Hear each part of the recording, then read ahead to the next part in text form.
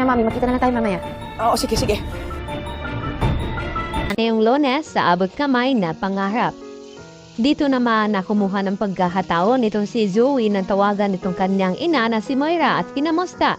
At dito nga nagulat itong si Zoe nang sabihin dito ni Moira na tila hindi daw maganda itong kanyang naramdaman na yon.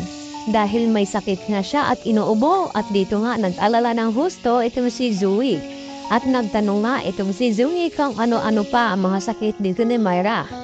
At tila may infection na ito at kinakailangan na marisitahan ng gamot upang makainom agad itong si Moira.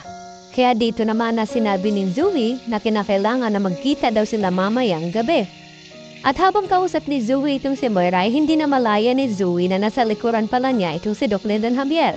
At narinig lahat ni Doc Lyndon Javier ang pinag-usapan ni Zoe at Moira na plano nilang magkitang dalawa.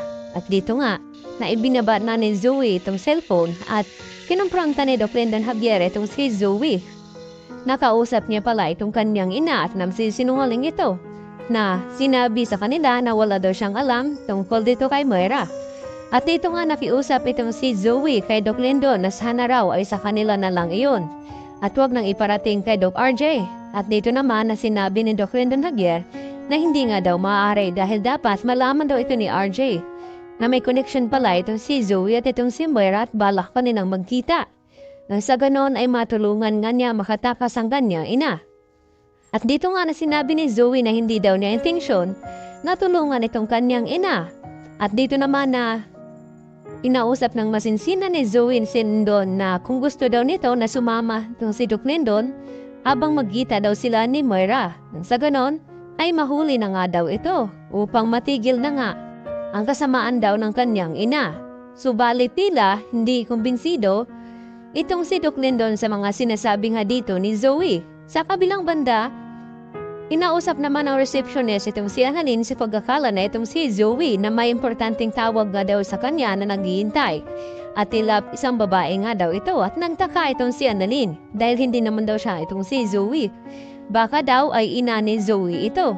Kaya napag-alaman ni Annalyn na si Moira nga tumatawag dito kay Zoe kaya hindi na nga makakalusot ito.